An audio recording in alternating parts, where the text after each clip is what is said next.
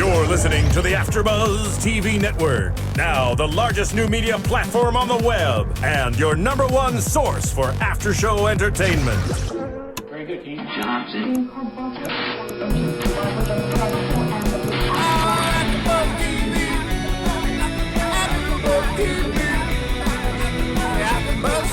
the AfterBuzz Studios in Los Angeles, California, presented by Maria Menounos and Bing.com, and streaming live thanks to Akamai Technologies, this is AfterBuzz TV's Scandal After Show.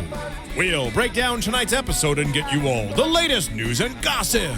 If you'd like to buzz in on tonight's show, you can buzz us at 424-256-1729. That's 424-256-1729. And now, another post-game wrap-up show for your favorite TV show. It's AfterBuzz TV's Scandal After Show. Hello, gladiators. Bing is for doing, and we are here doing our third after show, but it's for the fourth episode. So season 1, episode 4, Enemy of the State. My name is Emil Ennis Jr. You can find me on Twitter at Emilio E. Jr. or my website, chasingla.com. But before we do anything else, I'm going to let my co-hosts introduce themselves. Hi, I'm Sophia Stanley, and you can be my friend on Facebook. It's Sophia, S-O-F as in fanatic of Scandal, I-A, Stanley on Facebook. And we can talk Scandal and everything juicy. Hi, I'm Bam Erickson. You can follow me also on Facebook or Twitter at Bam Erickson. That's BAMMERICSEN. Nice, and I can't go without mentioning our main host, Mari, who's not here with us today, but she will be back in the future. So, before we do anything else, I want to talk about iTunes. We did well this week, guys, but let's get some more comments. Let's get some more ratings because it really, really, really helps us out as far as promoting the AfterBuzz Network and our Scandal After Show. It will really help us, guys. So just all you have to do is go to iTunes, search for AfterBuzz TV. You'll see all the after shows. You can subscribe, you can comment, you can rate, and it would be so good if you could do that. Same thing with YouTube, like, comment. But I know you want to hear about the show, so let's go ahead and dive into that. Yes. So I guess we'll start with Dictator Flores. General.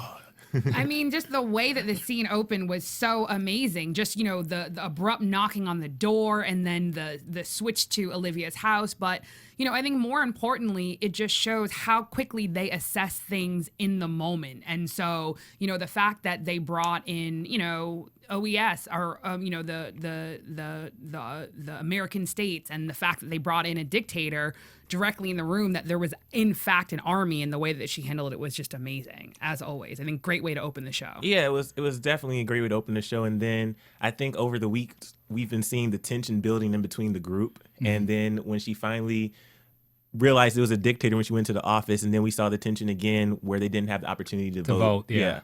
And I think that's been building for a while. I mean, it's only been 4 episodes. We've had a lot happen within those 4 episodes. So go ahead, man. I did, and I like the show, and I like last night's show, but I was a little disappointed with the dictatorship storyline.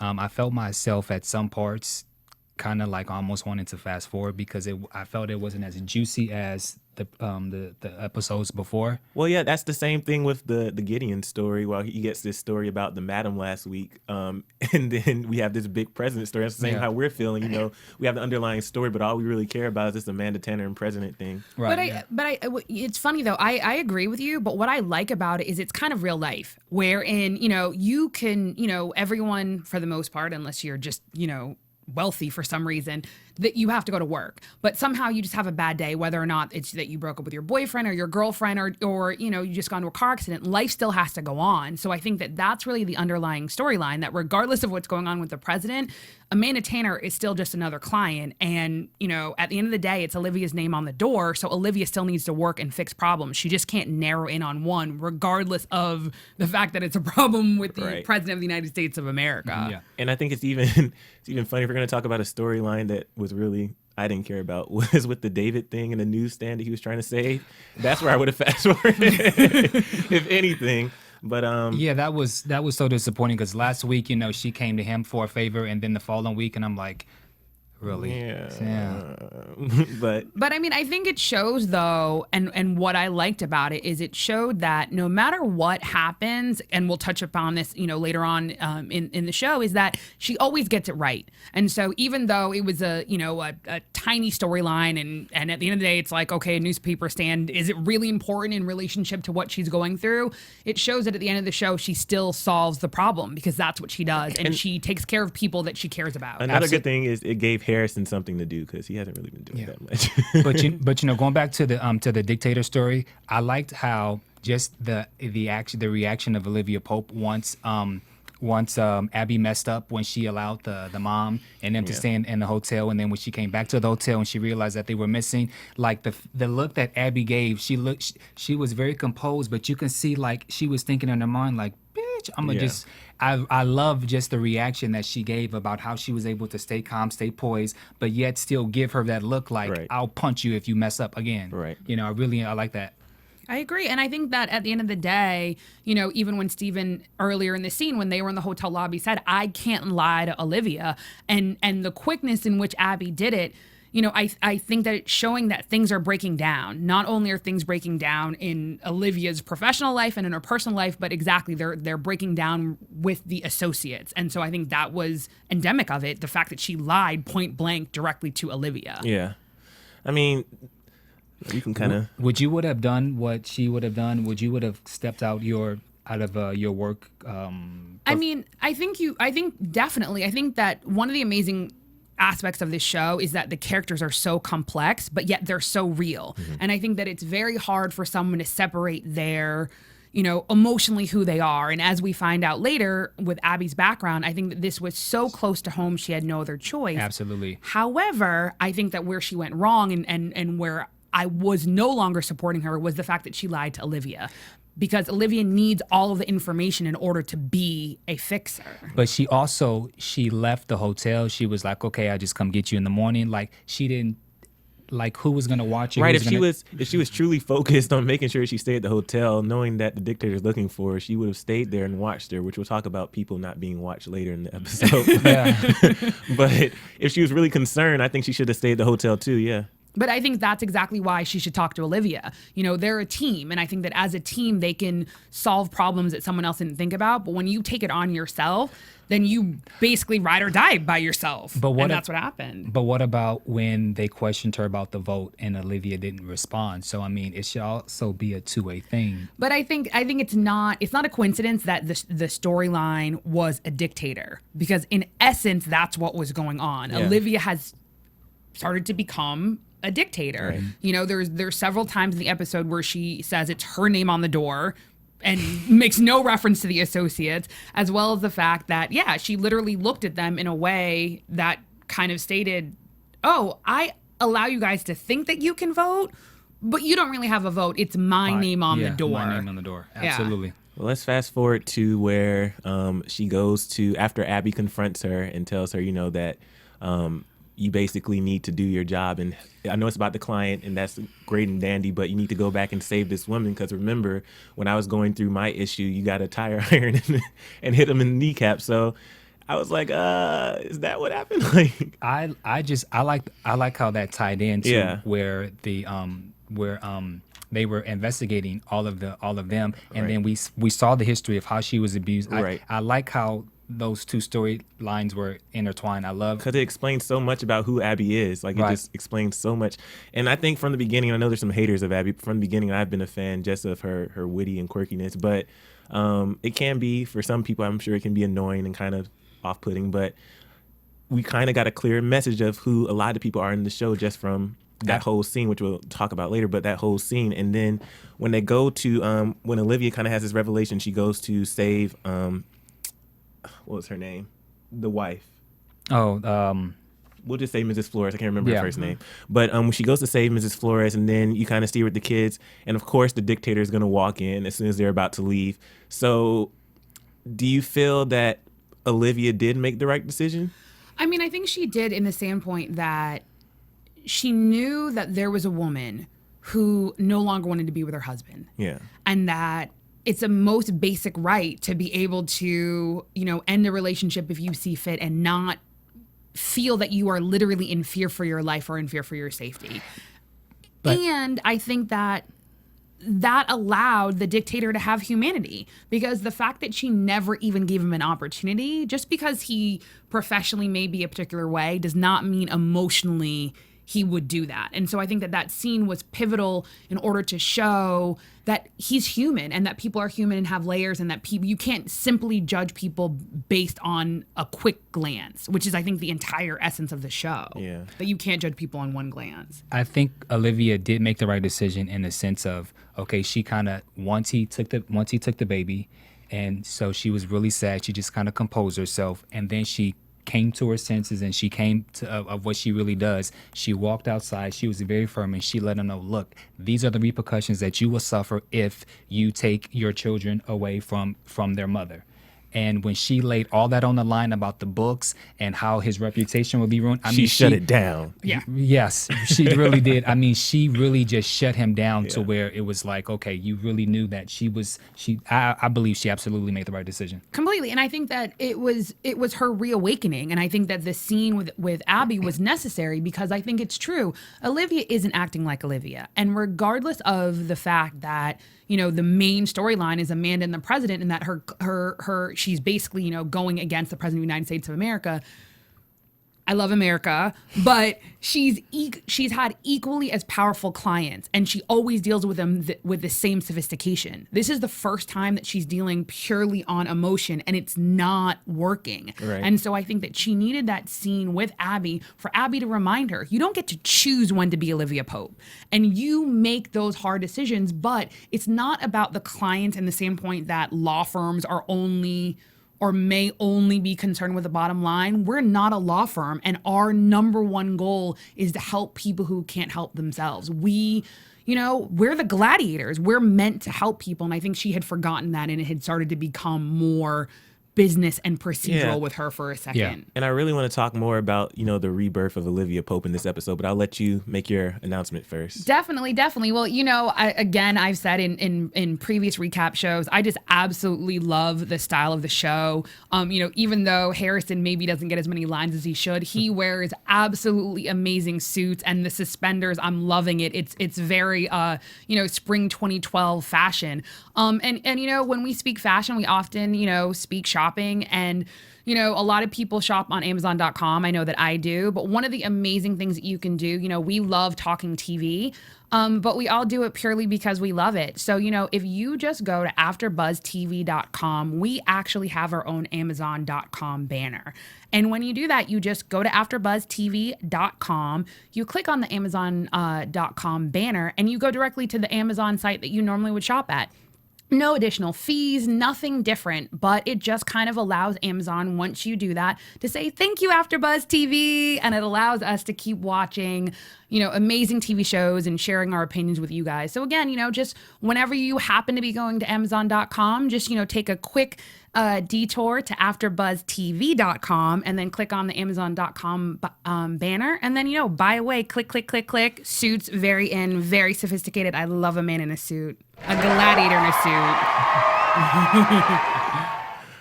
That was Marissa in the booth. But even if you don't need, suits or can't afford suits, I needed a car charger this week for my, a laptop charger. And I went to Amazon through the AfterBuzz TV link, and I got that. So little simple things too. But let's talk about the rebirth of Olivia. It was really hard for me at the beginning of the episode, or throughout the episode. I think we saw her 2 or 3 times, just really emotional, on the verge of crying. And when we were introduced to her in the first episode, it's just really hard to see such a strong woman finally breaking down from all this pressure, because that's completely out of her nature. And I know she tries to stay so strong. And even in the episode, I believe it's the pilot episode, when Quinn was crying in the bathroom and Huck saw her and he said, we don't cry here. It's just really hard to see her go through this, but it's all in preparation for what happens later on in the episode. So what do you guys feel? Did you have the same emotional impact that I mean, I didn't feel bad for her. I just feel that she's human. And for me, it was just refreshing to see that, you're not Superwoman. Yeah. Every person has to have a moment.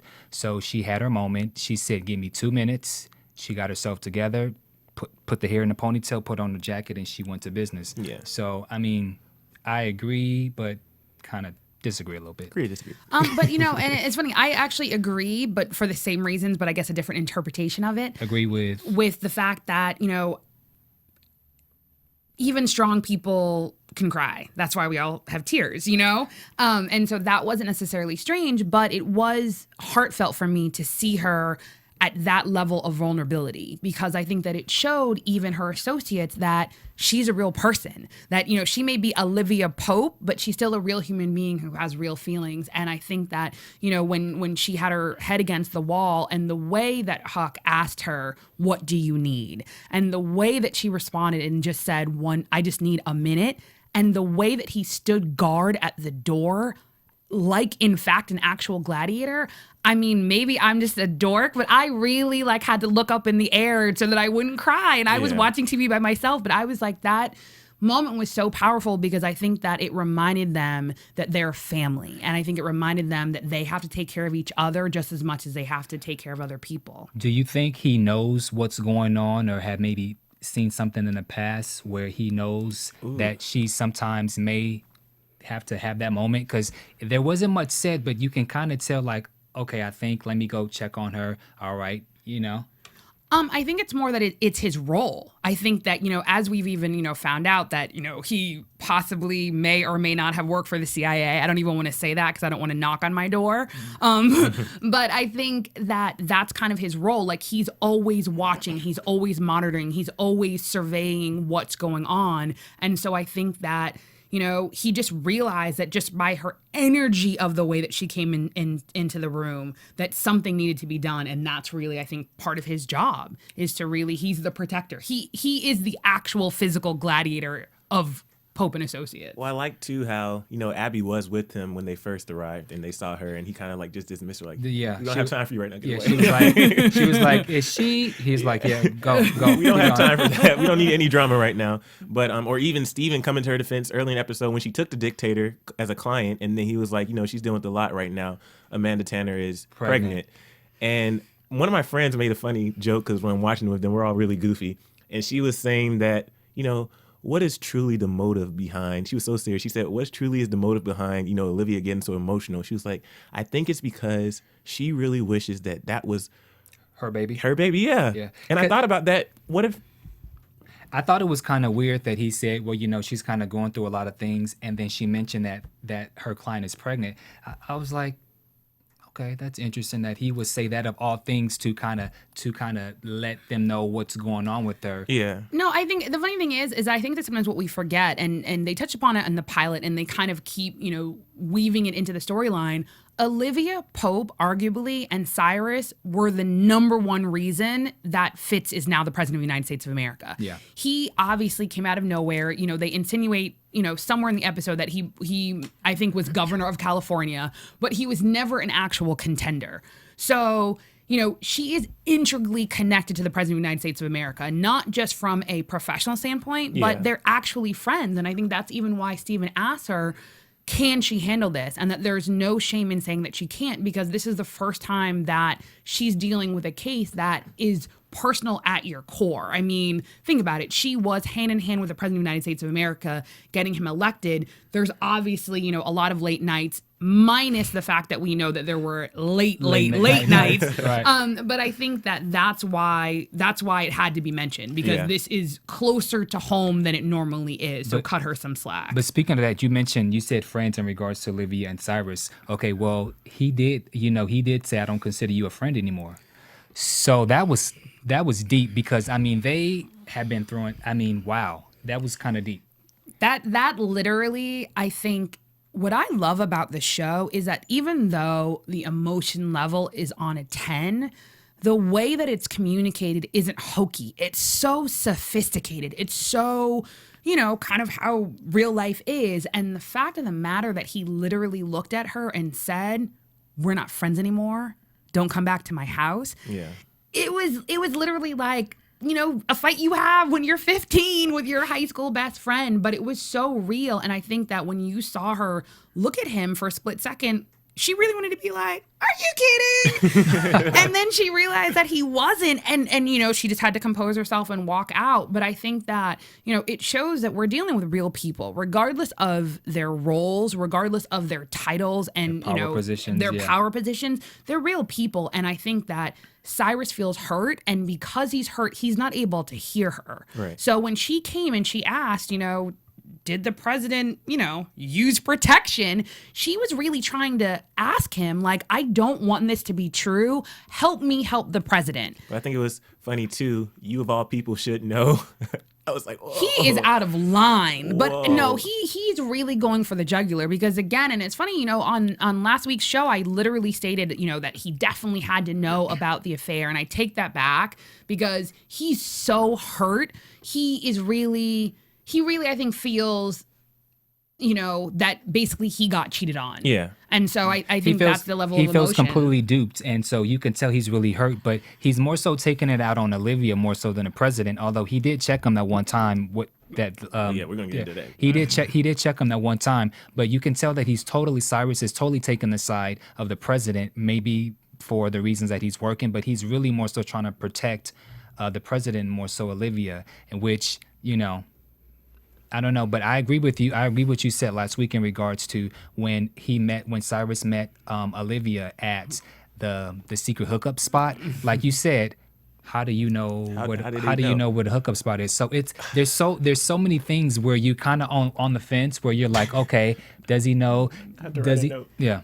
I know. I think, and it's so funny. I think that Emil and I actually just thought of something at the exact same moment. And we're but going to talk about it. We'll save it for a little bit later, though. We're gonna close out this Olivia Pope thing so I can get to it. So if we fast forward to the end, so we talked about, you know, the associates are people, and what do people have? People have a voice, and they have the Yes. right to vote. So Olivia's back. She's kind of, you know, re-engineered herself to say, you know, I'm here, guys. I'm here for you. I don't know what was going on in my head, but I'm back. And so she says, you know, are you with me? I'm giving you the choice to take on this Amanda Tanner case. Are you with me?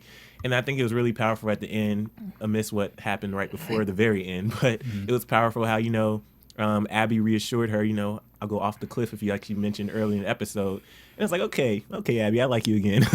Well, because I think that throughout the course of the show, and it shows itself again in this episode, honor is extremely important to them. And I think that with honor comes a certain level of trust and loyalty that even if in the moment you don't know what's going on, you follow your leader.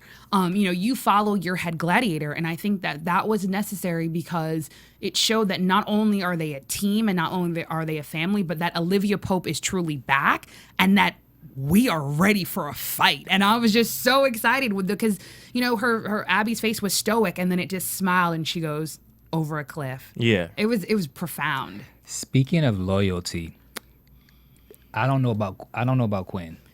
Oh, well, okay. Last week, guys. You touched one of I talked about key points. This is a sensitive spot for me because I said I didn't trust Quinn. I said I didn't trust Gideon. No, I didn't say Quinn. I said I didn't trust Gideon, the First Lady, Cyrus, and Amanda Tanner. So Quinn, The First Lady knows. I'm sorry. yeah, Go ahead. Quinn and Gideon go out on this date. Harrison's over there watching, and you know the first date was fine. I was like, okay, I'll let your little first date slide. After the first date, you know, Harrison goes up to her and says, you need to shut it down. Yeah. Because you shut it down. I was like, okay, that was a good line. That was a nice little one-liner, Columbus. But he said you need to shut it down. And then, you know, obviously she brushed it off because she goes on another date with him, making out. And then she has to lie to him, or not lie. You can talk about how she worded that because she didn't necessarily lie. I mean, this is a thing, and I love all of their political references. I think that was a Clinton lie, in the same point that she goes, Amanda Tanner sleeping with the president, now that would be a story. So, theoretically, she didn't say Amanda Tanner is or is not sleeping with the president. She simply stated, now that would be a story insinuating that it's not true, because that would be amazing. Who is, now that I think about it, with the Gideon and Quinn thing, you know, in the first date, he says, you know, I don't have to rely on you for Amanda Tanner. Who's his new source? I think his source is the same person who's been calling Amanda Tanner.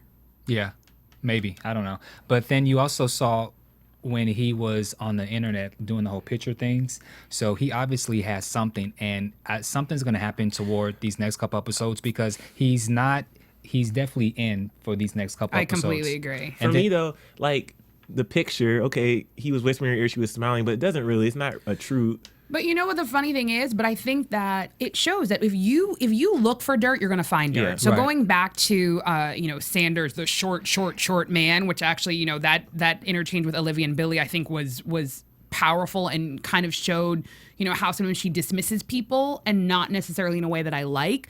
But I think that it's necessary because you can see whatever you want to see. And so I think that where Olivia's going wrong is Olivia isn't trusting her gut, and her gut has been compromised. Why? Because she's slept with the president of the free world. Yeah. So regardless of whether or not he in fact loves her and Olivia is the love of his life, there's a blemish on his record and therefore a blemish on hers. Because I think that we can't skip over the fact that the investigator couldn't find anything on Olivia. He literally stated she's Mother Teresa, with the exception that she had an affair with someone on the campaign. But they also couldn't find any information on Quinn because Right. she just.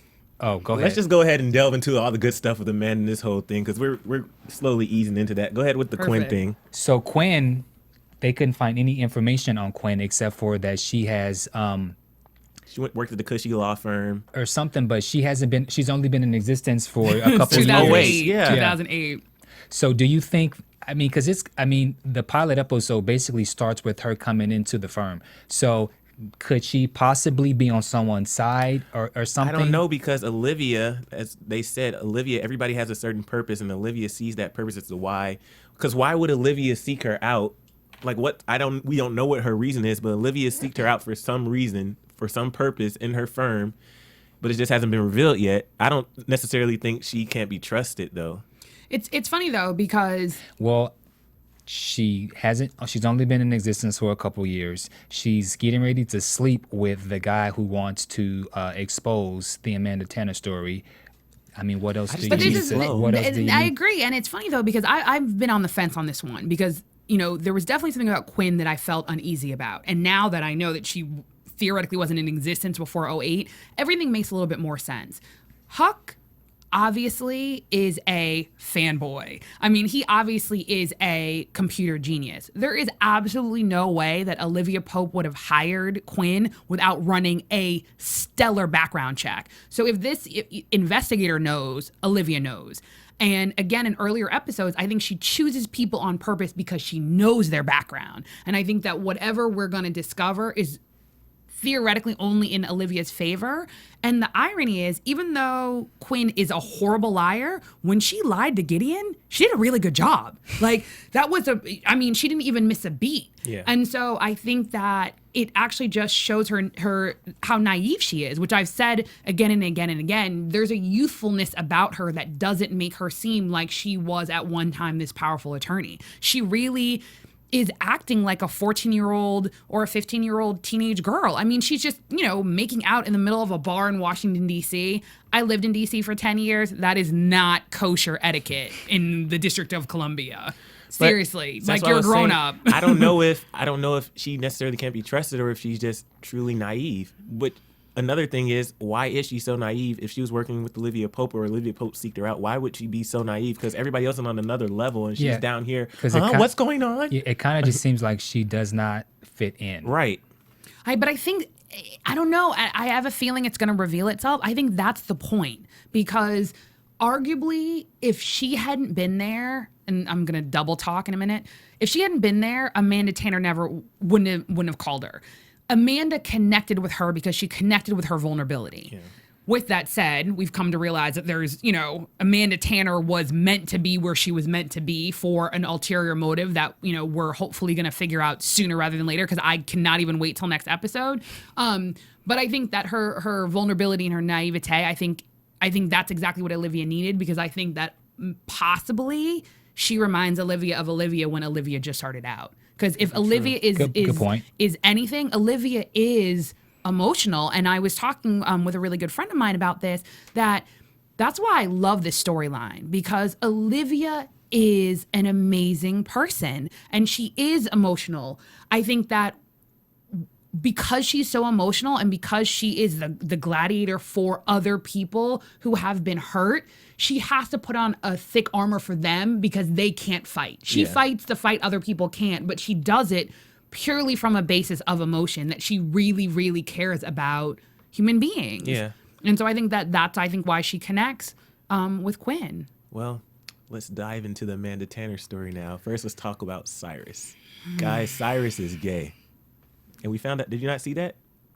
Cyrus is gay. Yeah. We met and it's so funny too, because I had actually. When did I miss what? I think you missed it. And it's funny, I talk about this show with so many people. Like I said, I lived in the District of Columbia for 10 years. It's a place that I definitely call home. And, you know, when Olivia went to his house, and James, his husband, James, his husband, opened the door, you know, and she reminded him, she goes, no, I'm you know, so it's stupid. Sunday. It's okay. So many people missed it. I think we all thought it was his son because he's so young. Yeah. Yeah, no, I didn't think it was his son. I was like, go ahead, Cyrus. No, I mean, he was definitely young and very attractive. But no, I mean, that is his husband. He makes reference later on in the episode. You know, and then the way that James was saying, Just you know, completely over my head. You know, he was like, oh, it's Sunday. He was like, no, he doesn't work on Sunday unless we're at war. And specifically asked Olivia, are we at war? Yeah. You know, and yeah, I thought it was great. I think I liked how they put it into the storyline, because I didn't think that they didn't slap you with it in a way that seemed abrupt. It seemed like a very natural so subtle, transition, subtle. And like I said, the only thing that I wanted to say was like, go ahead, Cy, because yeah, his husband looked a little young. That's the only thing. Well, I can totally appreciate how Cyrus is gay. I like the fact that he's man, you know what I'm saying? He shows no signs of what people would see certain stereotypes. Yeah. Yeah. No, I agree. Well, I mean, but again, I think that's why the characters are so amazing, because they're representative of real life, that we all have layers. We all have layers, and we all have a public persona and a private persona. Right. And I think that one of the things that's amazing is that, you know, again, being in the District of Columbia, so many things are done not necessarily at the negotiation table. You know, you can literally have Democrats and Republicans, and they're fighting one day, and then they're at lunch or brunch the next, because they're genuinely friends. Right. And so I think that showing that dialogue and showing that, you know, she was trying to solve the problem right there as he was gardening was amazing. And then I loved that scene because later on he says, I hate gardening. I'm a workaholic. Like, this is amazing for me because now I get to work 24/7. And because the president said so, now we can go to war. So I thought that scene was great. Well, let's talk about Cyrus and the president and that whole, not even dialogue, monologue he had with the president working on his speech. And he's like, you know, you have bigger things to worry about. You know, Amanda Tanner's pregnant, but they're trying to start war. They're trying to go to 2020. So look, I'm going to tell you what's going to happen. You're going to resign.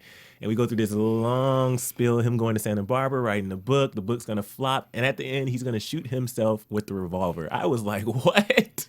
If I could repeat it verbatim, I would. It was so because good. That was 2 minutes of television that I think I've already watched the episode twice. And I will definitely put that part of the episode on repeat because he does it again so matter of fact. Like, he literally is just given up. He literally is like, I'm over you, president. I'm going to tell you what you're going to do. You're going to resign. You're going to write a book. It's going to be a flop, you know, and then not only are you going to shoot yourself, but you're going to shoot yourself with the gun that your dad gave you when you became governor of California. Then I thought it was funny. Go ahead. To me, Cyrus's character in the past 2 episodes, I mean, he has completely just emerged into this badass. Yes, exactly. I mean, he has just totally emerged. The things that he's saying to Olivia, the things that he's saying to the president. I mean, it's like you wouldn't have expected that. Well, the thing is, like, after his whole monologue too, he says, you know, and then Oprah's retired, so I guess I'll talk to Barbara Walters. Well, and he like leaves the room. Well, because I think he's literally given up. Like, I think that, you know, again, he is one of the primary reasons that the president is the president of the United States of America. In order to be that close to the president, you must have given up things. Like, there are countless hours that you have worked for what he believes in, and he even states, it is now clearly defined that they are Republican. But I think that the reason that I love the show is that it gives the layers, and it shows that, the president, leans a little bit more liberal and the vice president is a little bit more conservative. And Cy is really upset because if this goes down, it's not simply a scandal. He really feels that the United States of America will be in a worse position because of this transgression that the president, did, or a choice that the president made, and he's disgusted. And not only is he disgusted, I think he's hurt. He's overwhelmed. Yeah. Exactly. You could tell you could tell that he has his moments where he's like, you know what, I'm done. And so you can you could see that expression. You could totally see it on his face. And so just like anyone else, I mean, yeah, he may assist the president, but he has his moments where he's like, you know what, I'm tired. He feels like he's in the middle. And so I completely you agree. can totally feel his anger. I feel his anger, but he bothers me so much. Like Why? I really get irked because I love his character, but I hate his character because the moment when the president comes to the revelation that, okay, I'm the president of the United States, it's time for me to, get up and fight. Mm-hmm. Amanda Tanner's not the problem. She's weak. She's vulnerable. She's Olivia a child. Pope, yeah, she's a child. Olivia Pope is the problem. And then as soon as he leaves the room, he's like, yes, like I got the satisfaction, like the president's finally on my side. But what is his motive? He still has to have a motive besides. I don't trust him. Well, because I think though, and, again, even later on in the scene, he when he goes to talk to Olivia, and Olivia hadn't filed the paternity suit yet, and he goes, "I thought I trained you better than that." I think that this is what he loves. Yeah. Like, he is a chess player, and so at the end of the day, he felt like that he was being controlled, that he wasn't able to fully fight this fight. And when the president finally said, Olivia Pope is our problem, that means he gets to go into full Cyrus mode. Right, absolutely, because as I mentioned earlier, you can tell that he's more upset with Olivia more so the president. So once he figured out the president was on his side, he's like, yes, I can now really truly do my mission. And I think, and you know what, something that Bam just said made me realize, I think it's because he truly respects Olivia. He respects her intellect. He respects her chess skills.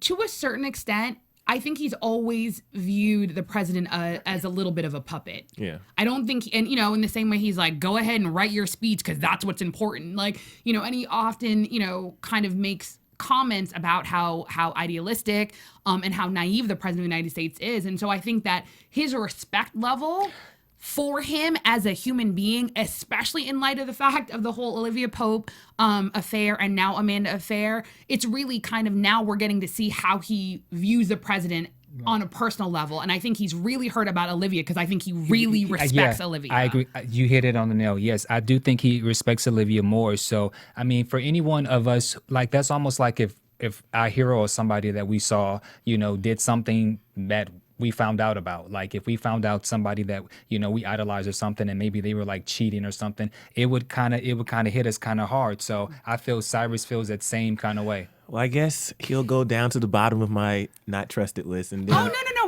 wait. He shouldn't be trusted. And But- the reason he shouldn't be trusted is because he is amazing. Yeah. He's But- like diabolical. But there's still way more people who I don't trust more than him. Like, for instance, the First Lady of the United States. Let's talk about that little scene in the car. I like when she told him, get it together, damn it. Yeah. That show, go ahead. It goes back to what I said a couple of weeks ago, probably last week. She has her own agenda, and she's not going to Absolutely. let the president take her down. Because because the president asked her a very clear question. He goes, it would be great. It wouldn't be that bad if this all went away. and she's like, basically, hell no, because I'm the first lady. She's not going back to Santa Barbara. She's not going back to Santa Barbara. She's going to write this out. I mean, she's the first lady. Why would she want to ruin her reputation as the first lady, the endorsements or anything that she's going to have in the future? She's like, no, you're going to get it together. We're not going to mess this up. I got an investment in this too. So no, we're not going to mess this up. You're going to tough it out. Speaking of which, the Cyrus thing, he was talking about the first lady in his little monologue, and he said, this is circa, I think he said like 1998. This isn't Hillary Clinton. Exactly. Like she's going to leave you. Yeah. Because it's the 21st century so and funny. she will leave you. And basically she will have, not only the conservatives because you're a philanderer and you're a cheat and you have an illegitimate child, but also she'll also get the woman's vote. No, Right. I thought it was great. But the reason though that I love and hate the first lady is she literally makes the hair on the back of my neck stand up, because it's not just the fact that she said hell no and get it together. It's then how quickly she goes back to talking about visiting Santa Barbara. Yeah. Like nothing's wrong. Yeah. She just composes herself and she fixes her hair and then she just goes back to drolling on about nothing. She as if she totally puts on the front. And then I even like the fact of how you could. Is it me? But can you guys tell the conversation that when she has with Olivia, it's almost like, you know how girls, oh, hey, girl, you look so lovely. And then you're thinking in the back of your mind, bitch. Or, you know, oh, you know, you look like something. You know what I'm saying? completely. You can totally feel when they're having that conversation, how she's speaking and she's really nice, but she's really thinking awful things in the back of her head. Yeah. Like, you slept with mom, you know? I totally feel that. Completely. She can't be trusted. But then I guess the final person we need to talk about is Amanda Tanner. So we start here. Amanda once again is talking to somebody. Who is she talking to? I want to hear what you guys think. Who do you think she's talking to? Because first, I know last week I thought it was Cyrus. No. Did I say Cyrus? I think I may have said Cyrus. You might have Either said we Cyrus, both may yeah. have said Cyrus. But and I take that back. I don't think it's Cyrus. I don't think it's Cyrus. Now I remember. Okay, so last week I didn't get to say it. On the last episode, when Amanda was talking to Olivia and they were talking about the affair, and she was like, I know what you're going through. Amanda said, I bet you do. I remember that. And that was the first time I didn't trust her. And then last night, I have a question for you guys too. Where is the vice president? I meant to say something about that earlier. We haven't met the vice president. No, we have not. No. But I again, I think that the So, way that he was do brought you- up, because he literally, you know, obviously is more conservative. Yeah. And that there are certain aspects of the party that don't like how liberal the president of the United States is. But I mean, it totally leads into a whole lot of things that these storylines can go into, because with the whole Amanda thing, it could be another person that will pop up on episode 6 before the finale, or it could be the vice president who we never saw. Right. The storyline has so many options that it can take. So I personally think the person who Amanda's in cahoots with, I think it's somebody who we haven't seen yet. Well, I know she said she can't do it anymore, and she Yeah. said she was through, and then she's sitting at the sofa at home relaxing, oh my goodness. and then she gets kidnapped, has a needle stuck into her. Do Do you think she's dead? Okay, we were debating this last night. I was debating this with friends. I don't think she's dead. I don't think they would go that far. But there was the insinuation in the previews when They found the body. they found the body and Olivia said something like, she's dead. We talked about this too, though. If this is Washington, D.C., President of the United States, and this is his staff, if they actually killed her, there's no way they'll be able to find the body that easily if she was truly dead. They would do a better job at covering it up, right? You have the DC insider. Okay, the conspiracy theory part of my personality doesn't want to comment on this, but I'm going to. This is the funny thing is, earlier on, after the after show, we were talking about this, and I think that sometimes people need to put into perspective. Washington, D.C. is the center of the free world. Not the center of the United States of America, but it is the center of democracy. Earlier on in the episode, Olivia very clearly states to Amanda, you are not just the threat to the president, you are the threat to America. And so the fact that the episode is called Enemy of State is so profound and so spot on. The only reason that when she was actually taken out of Olivia's apartment, I don't think she's dead, is that she still potentially is necessary. Whoever did it still needs to figure out what's going on. Right. However, Emil, I agree with you 110%. If in fact it was the president and or Cyrus or anyone who was aligned with that side, you would never find the body. Right. Just keeping it real. But I think it would also be too easy if Cyrus was the one who killed her. Right. I definitely think though, and this is why I think this show is absolutely amazing. There are a couple of times when I actually have started to question, A, whether or not the president actually slept with Amanda. That's number one. Number two, remember when Cyrus basically says, oh, she's pregnant, and I can't remember the specific scene, but the president basically goes, that's not my baby. Right. Now, my little legal brain thought, you know what? Maybe he's had a procedure. I don't know if I can say it on the air, where Clip. thank you, exactly, he clipped so that he can't have babies anymore. So, because he said it so definitively. He Right. said, oh, it's not my baby. Right. You know, in a way that he knew. This entire thing was a setup. Like, But why wouldn't he have not just said from the get-go, I've never slept with this girl. Because I think Everybody's playing the game. Exactly, and I think there's things that we're not aware of yet, and I think that again the president even has a naivete about him. Like I think that he is very boyish that and word you very Say it again. naivete. He's very boyish with how I think he approaches people and how he approaches relationships. But at the end of the day, I think that whoever took her is the same individual or entity that basically has set up this entire scenario. And I definitely agree with Emil from what he just stated. They're aware of everything. And I think that somehow they have to somehow be connected with inside the White House. Because I think that whoever took her is the same person who bugged the bed, is the same person who sent the CD, is the same person who she's been speaking with. For lack of a better word, they're Linda Tripp. Why couldn't we have heard the conversation, what was said on the CD? Well, Oh, you mean on the CD or on the phone call? You mean on the phone call? When he had the earphones, and when he had that's the a very good earphones, point. and he was like, "Well, anybody could be it could be anyone's voice pretending Right. to be mine." I wish we would have been able to hear. yeah. Well, another thing is, before we go to news and gossip and take a quick commercial break, with the whole Amanda thing, do you think that, because remember earlier in the episode, because we didn't really see her that much this episode, Right. but earlier in the episode when she talked to the person and she basically said, I'm done, I'm through, it's over. I Is it can't that lie person? anymore. Yeah, is it that person that came and got her, or is it somebody else that is trying to protect the president, or are they the same person? I think it's definitely the person who was on the phone. Mm-hmm. I don't know if the person, and I don't think that the person on the phone is the same person trying to protect the president of the United States. I think that whoever's on the phone knows where all the bodies are buried, and they are basically setting this up because they definitely want to take down the president. Yeah.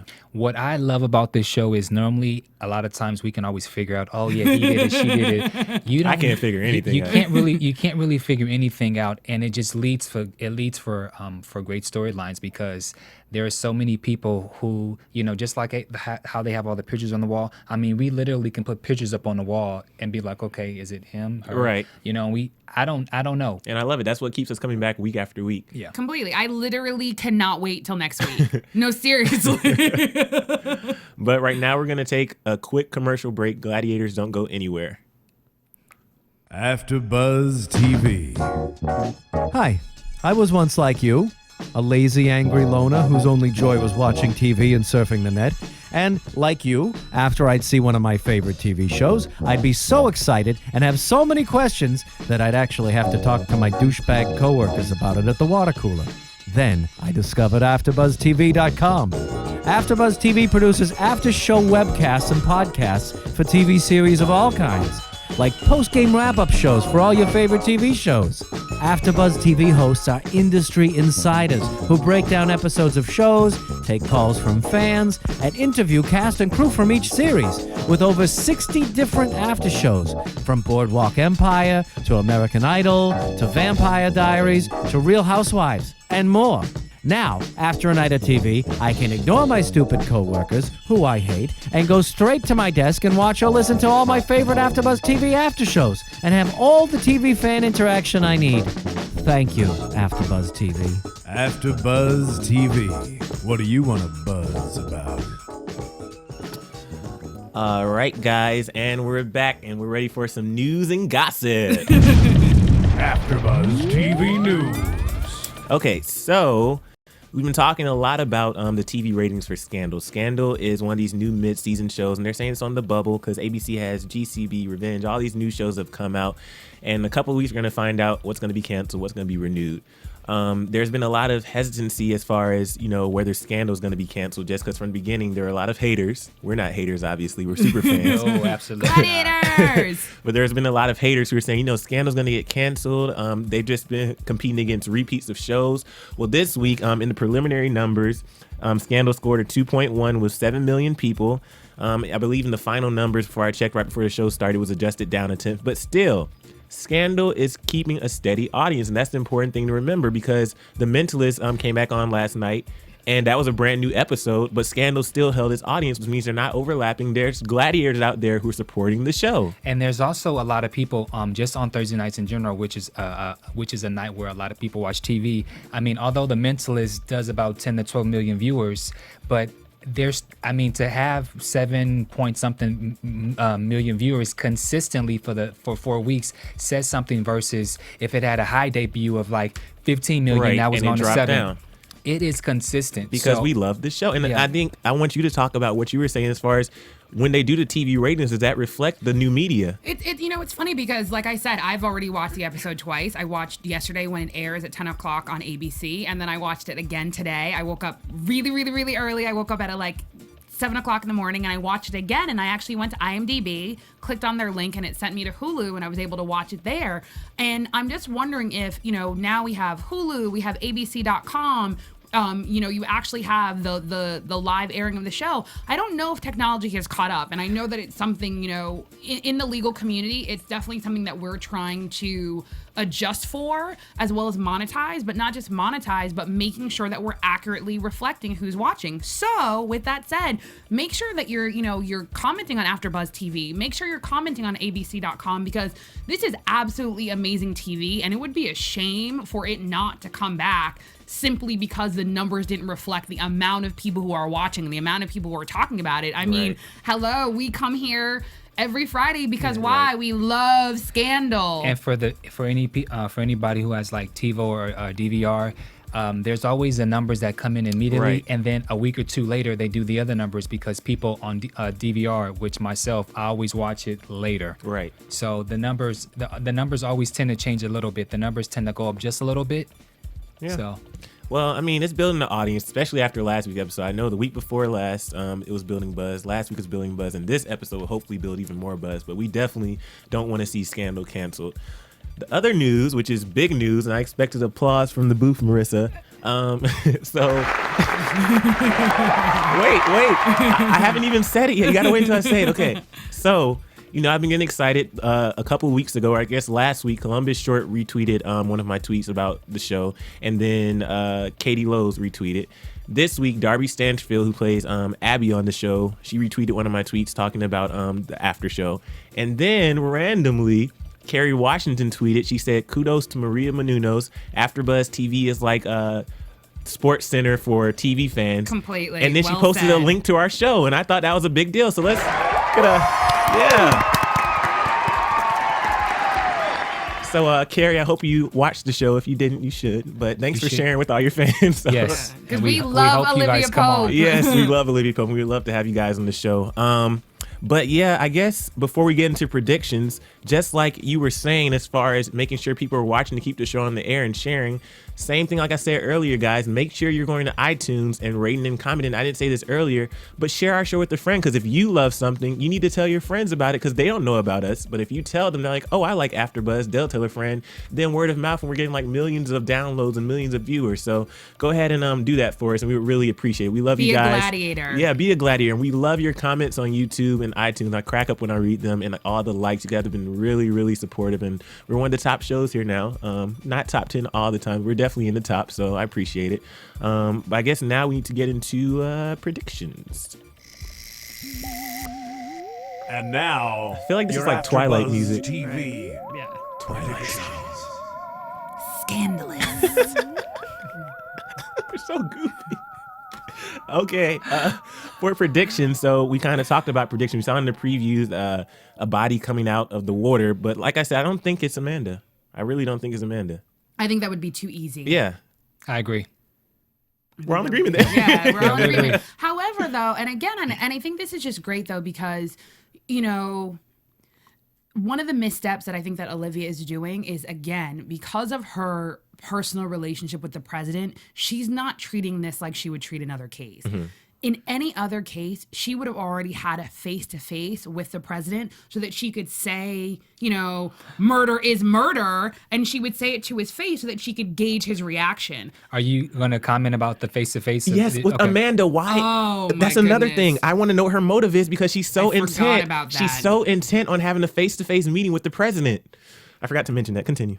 No, the funny thing is actually now my train of thought has been, you're completely spot on, because she just keeps repeating that again and again. But also, too, I just need to go back because, earlier I said I didn't like Amanda, and I still don't like her. And I think the reason I don't like her is because she's just so, cold. You know, she literally said, I want him to burn for this. I want them And that's a good line. to burn for this. How are we And forgetting so, all this?